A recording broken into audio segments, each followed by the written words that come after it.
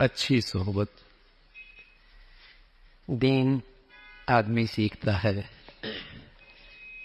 دین کی حقیقت سامنے آتی ہے، دین پہ چلنے کا شوق پیدا ہوتا ہے۔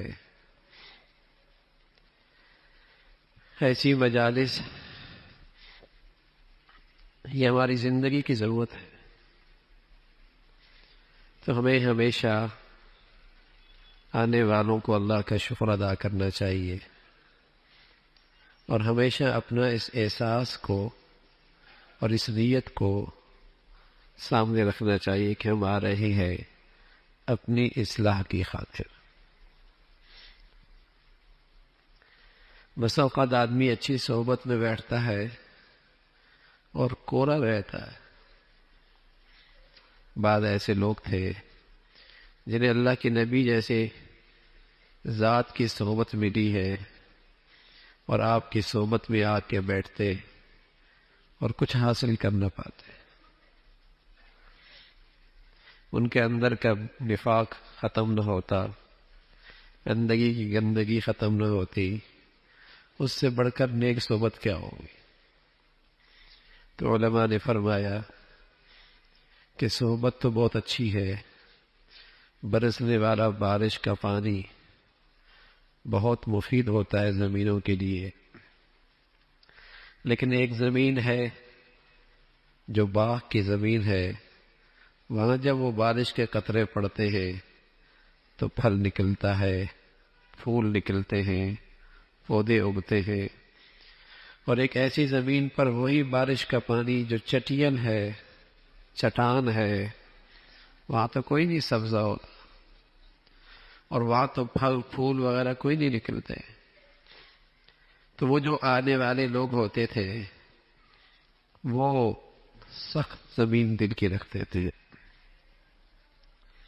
اچھی صحبت کا پورے طور پہ فائدہ ان لوگوں کو نصیب ہوتا ہے جن کے دلوں میں عقیدت ہو، جن کے دلوں میں محبت ہو، اور جن کے دلوں میں سچی طلب ہو۔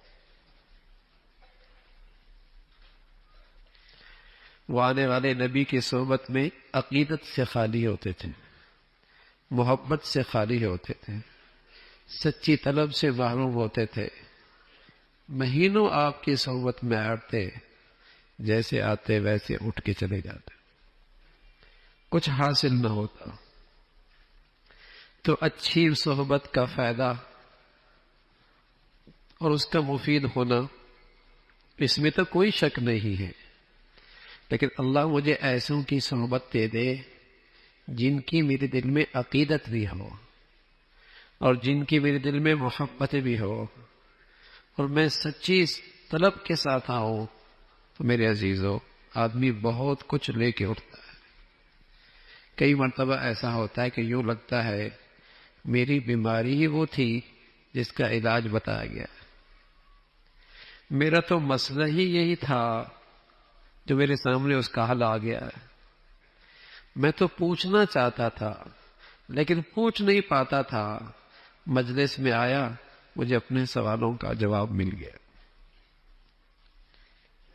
تو عقیدت سچی ہو، محبت ہو، اور اچھی صحبت مل جائے۔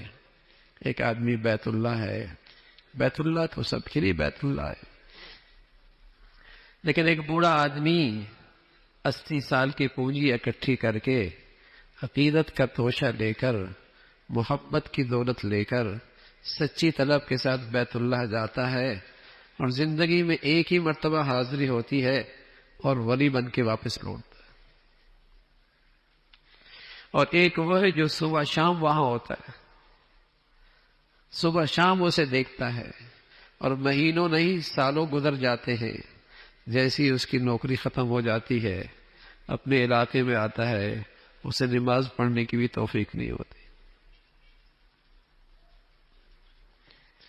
فرق کیا ہے کہ وہ بوڑھا عقیدت لے کے آیا، محبت لے کے آیا، سچی طلب لے کے آیا، وہاں سے بہت کچھ پایا، اور دوسرا آدمی ایک رسمن وہاں کھڑا رہا، رسمن بیت اللہ کو دیکھتا رہا، ملازم کے طور پہ وہاں زندگی گزاری، بیت اللہ اس کے سامنے بھی رہا ہے حاصل کچھ نہیں ہوا.